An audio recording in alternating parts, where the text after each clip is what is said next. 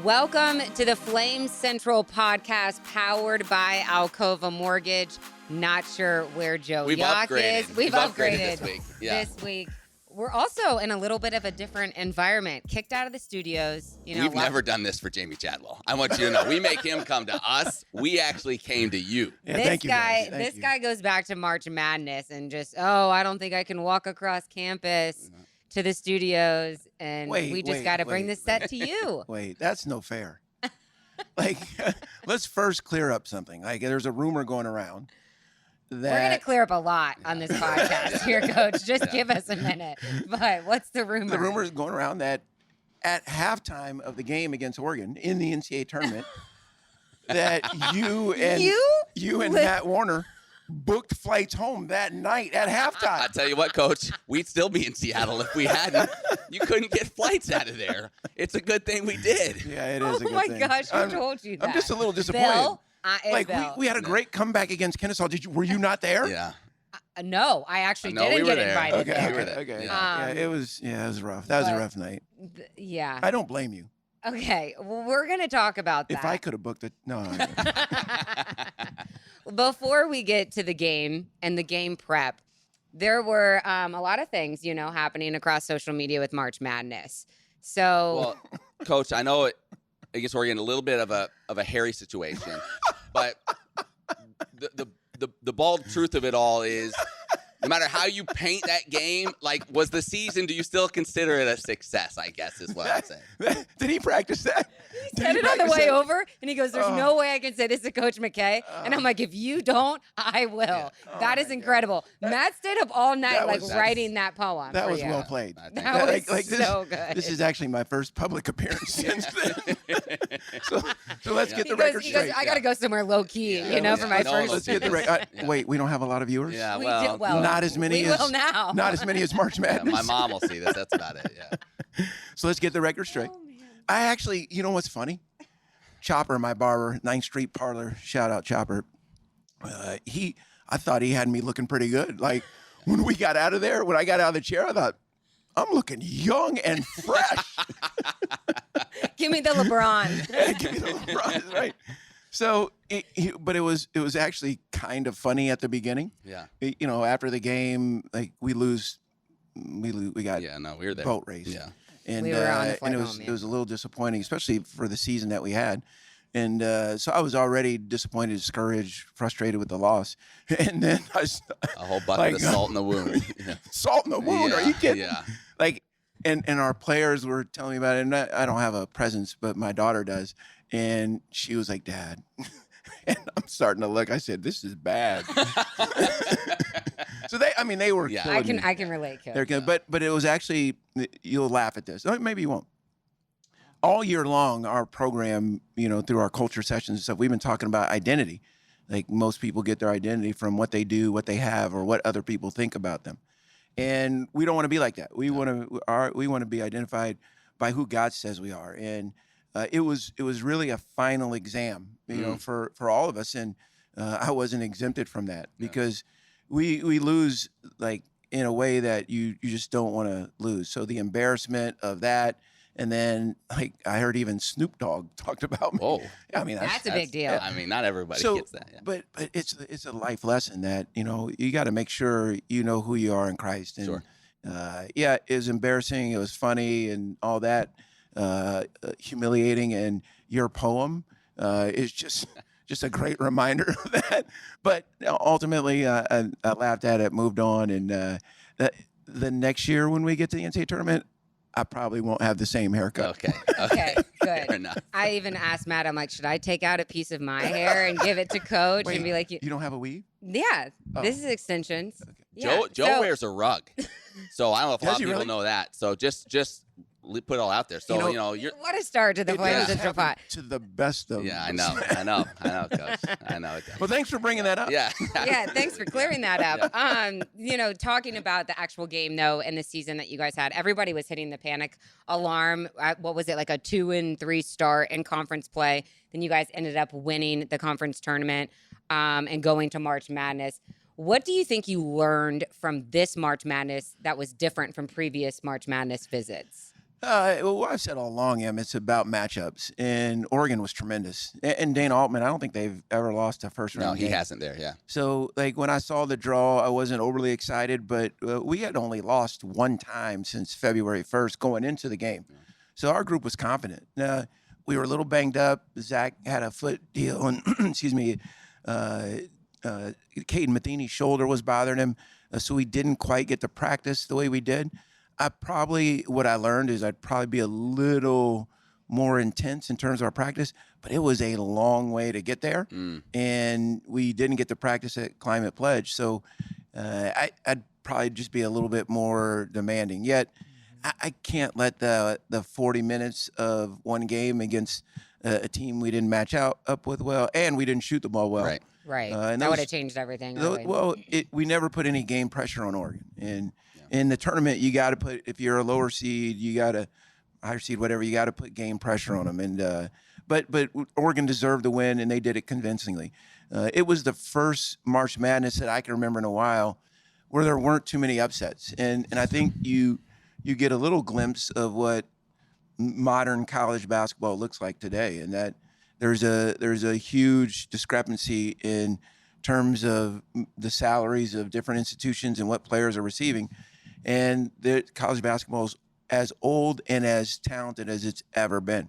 And do I think that'll come down a little bit? Yes. But also I'm not disappointed in our guys. We didn't play well for one game. Every other game this year, it was a one-possession game, even in our losses the last 4 minutes. So that's going to be my takeaway for the season. Like, it's really hard to get there. And what did we win, 28? Like, I feel great about the way our guys persevered through a slow start, 2-3. Everyone is saying from the year before, would we start 0-3? Like, our guys, they showed their character and their perseverance and represent our university in a fabulous fashion. You mentioned what college basketball is now. What was it? 22 of the top 25 scorers from Conference USA gone next year. You have 2 of the 3 guys returning. How important was it to lock up that core? How difficult? How soon do you have to turn your attention to that? Because I assume we hear all the stories. They're probably getting calls from all different directions as well about, hey, we'll give you this, come here and play for this. Like, how important was it to lock those guys up? Yeah, Matt, is essential. And again, I think it's the beauty of being at Liberty, where we get a chance to recruit a young man that has an ownership in wanting to be a part of our university. Because at the end of the day, even for all of us as adults, like, if you can make 5, 6, 7 times your salary, you're going to consider that. Yeah. Well, maybe not you. You like guys are getting paid for this? You'd never see me again, Coach. Yeah. But in Zack Cleveland, Colin Porter, Caden Matheny, those guys' commitment to wanting to be a part of this and not getting seduced by other overtures, it speaks volumes to their character and their commitment to our university. And I feel like we're privileged as coaches to have a chance to do life with them in the room, because like, that's exemplary. Like, those are the kind of young men we want. And we stayed in that lane and stayed committed to that template in the guys that we recruited from the portal, and the other guys that we've added to our roster. They wanted to be a part of Liberty. And like, you guys, like, don't get me wrong, like, Mark Pope's a good friend, and I hear him talk about the passion that he has for Kentucky because he played there. Yeah. Big Blue Nation is like, it's different. Well, I feel similarly about this place. I just think it's the best place in the country in terms of work, and I want our guys to have the same pride and representation that someone from a blue blood would have in representing their program, because I think what we're aligned with in terms of our university's leadership and that Training Champions for Christ being a part of that, I think is really special. Not to mention, an elite podcast here at Doesn't Liberty. Doesn't hurt. Which one? Bringing back the core. Yeah. The Flame Central podcast, powered by Alcova Mortgage. Just going to give Joe another shout out there. I've watched it a lot. It's been receding a lot, little or bit. every week. That's good. It's That's been good. receding. I should have Did found a you way to see get the it. episode when we had Colin Porter and Caden Matheny on when he won? I did, yes. That was a moment. They're Coach. clowns. No, Those dudes are I clowns. was legit She was like crying when When- they were talking about the moment in the huddle. Yeah. What was it at the Kennesaw game? Yeah. And they were like, "I believe," and Colin To be believed in it. fair, like, she's been an emotional roller coaster for the past few months. So few months, try 6 years. Honestly, like Colin, that whole game. Look, I even had some doubt on the sideline. Like Kennesaw was playing great. They were. They actually deserved to be in postseason. What Coach Petway did, and he and his staff with that group, they were really good. They were tough out. So yeah, I was like, I'm not sure this is going our way. Zack gets an intentional foul. They go to the line, make 2 free throws, and I'm like, this is not. But Colin Porter's belief really turned the tide. And then Caden had one of the, in my mind, the historic moments in Liberty basketball history. Like that dude was, the basket was ocean big for him.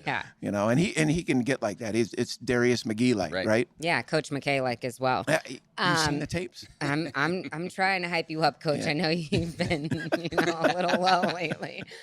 We'll talk about some of the new additions in just a moment, but I'm curious how much you look at Conference USA, those other teams and what they're doing, what they're adding, or is it just a focus on what you need to add for you to build your team?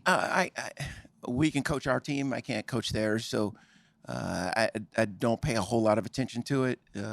Sometimes we will cross over or compete against different institutions for a kid, so I'll know that, like Western Kentucky got a kid that we really liked. But at the end of the day, it's about what we do and who we have in our uniform. So that's always going to be my priority. One on a departure, Owen Aquino leaves the program. First off, I guess, did you have a sense that was coming? And then how did that, if at all, affect what you went after in the portal or are still going after?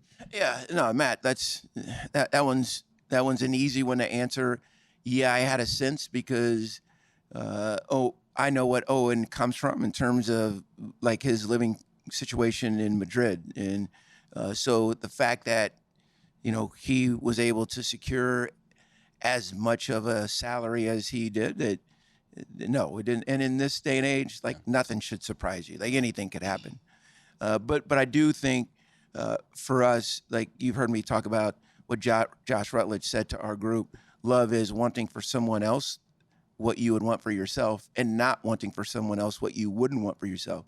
So like if I truly do love Owen, like I would be excited for him and happy instead of self-protecting and being begrudging for him leaving us. Like I want our guys to follow their convictions, not just their opportunities.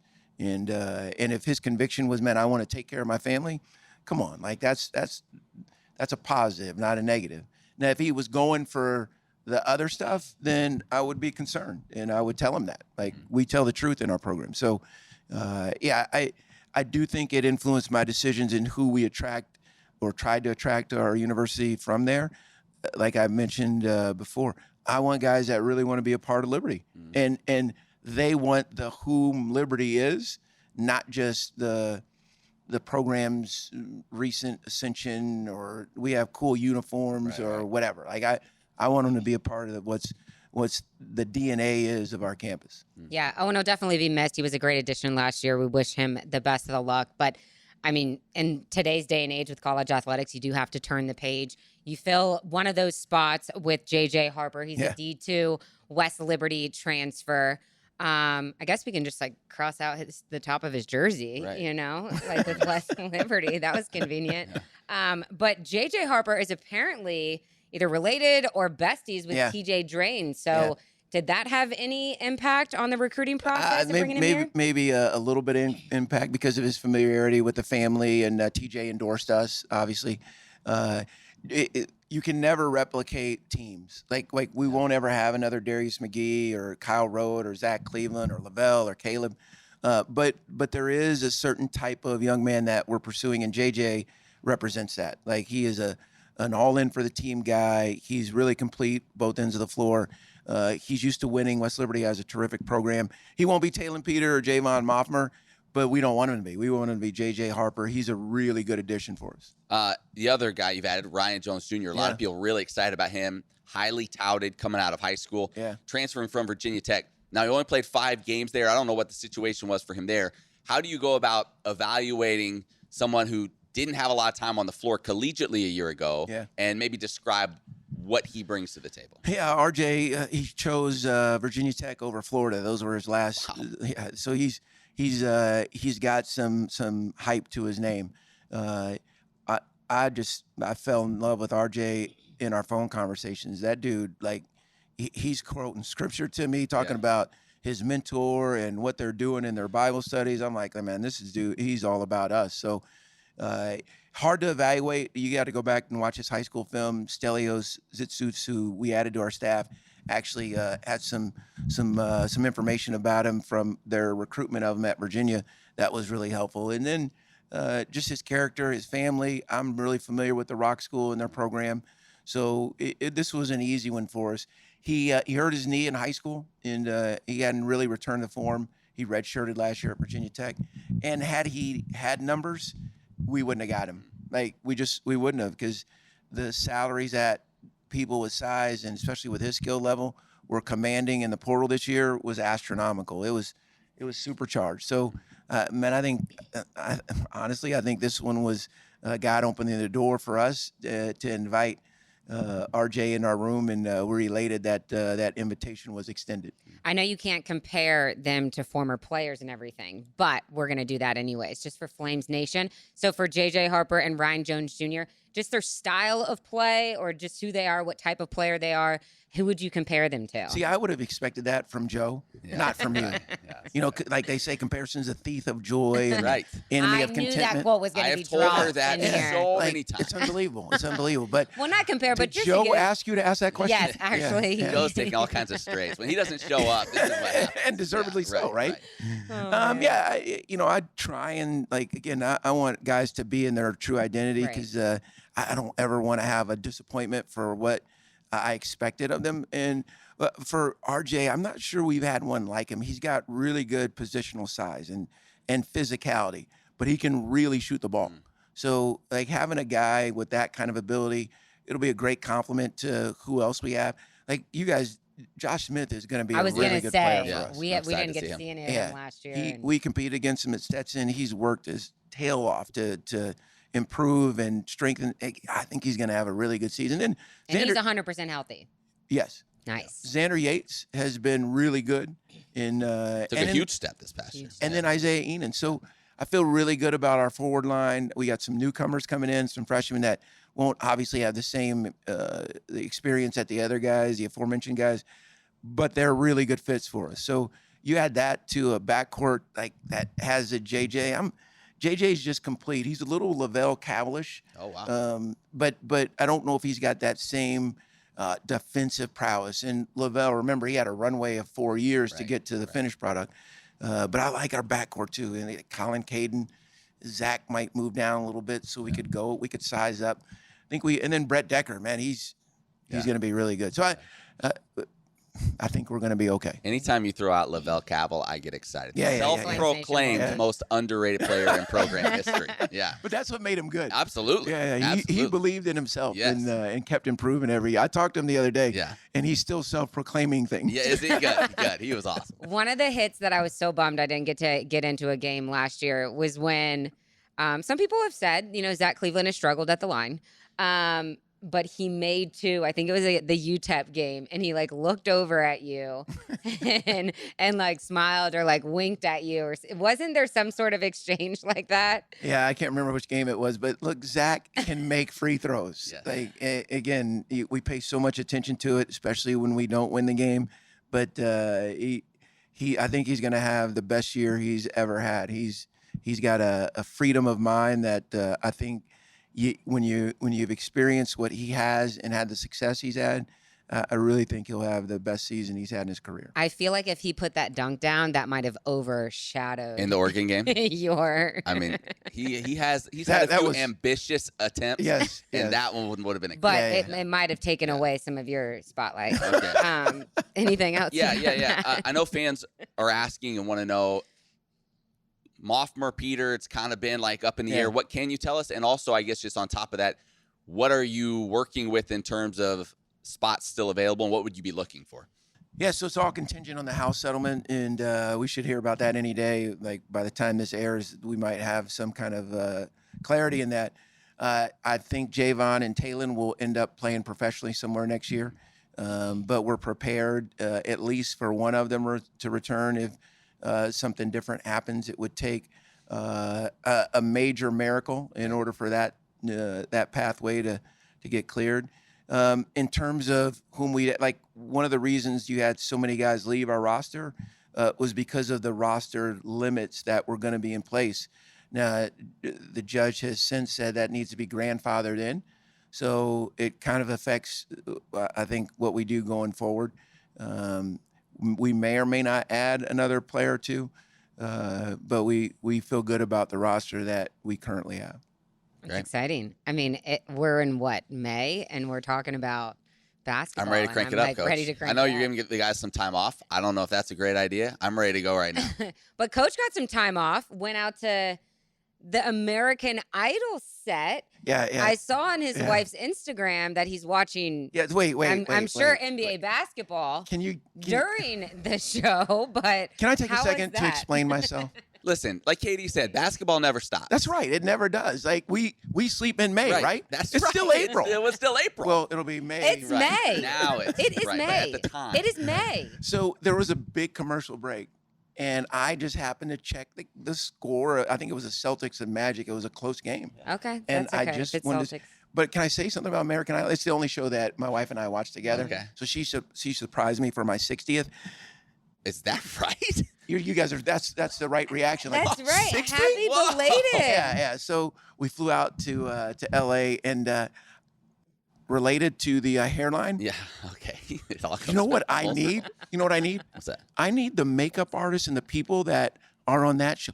Like seriously, on all the Ditto. breaks, they all come out. Like there's a dozen of them that come out. They're fixing up Lionel, patting in his fro, yeah. Oh. I bet. taking yeah. care of Carrie and Luke. And Yeah. I'm like, that's what I need. Right. That's what oh my gosh, game 1 of next season. Could we do it? We gotta like Could we first do it? time out. We sit Coach in the center of the court can we- and get like Can, we'll bring can you out convert Chopper. a staff position or something? Like, how would We'll that bring work? Yeah. we'll bring Chopper on staff. Yeah. And, That's and- what we and need. put you at center court That's what and we like need. do like a little makeup. Yeah. Oh my gosh, this is feature. No, if you First feature of this basketball season. next shameless year. plug, but if you have never been, it was fascinating. Yeah. Like it really was to be in there. And I don't know if do you guys watch the show? It's Yeah. been years. Well, I like Slater. Is that his name? Slater's Yes, really I good. like Yes, Slater. Jamal's gonna win, I think. Although I like Thunderstorm, or I think it's Thunderstorm. Thunderstorm yeah. or Thunderstrike, one of them. Yeah. Like, it is such a high level. Yeah. Like it was really neat to be a part of. And we went walking down Rodeo Drive. Like that was. Oh, I thought it was rodeo. Oh I'm boy. kidding. Where's Joe? Where's Joe? And you were walking down rodeo? Yeah, and to see all the cars, all the fashion, it was like this isn't Lynchburg. This is not Lynchburg. I am not. Made me in Lynchburg. appreciate where I live though. Yeah, Right. Right. Well, Coach, thank you so much for your time. Enjoy the off season. I don't feel like you guys have really much of an off season. You guys will be getting back on the court for practice in June. Yeah, and our guys they're committed, so they're working out right now, which is great. We need to give them a little bit of break from us, but yeah, I'm really excited about what's to come. I think guys really blessed our program with the men in the room, and we get a chance to be a part of that. Yeah. Well, it's Excited for been next year. So fun to follow along, and can't wait for this product that you put out on the floor next year. Thanks for your time. Yeah, thank you guys.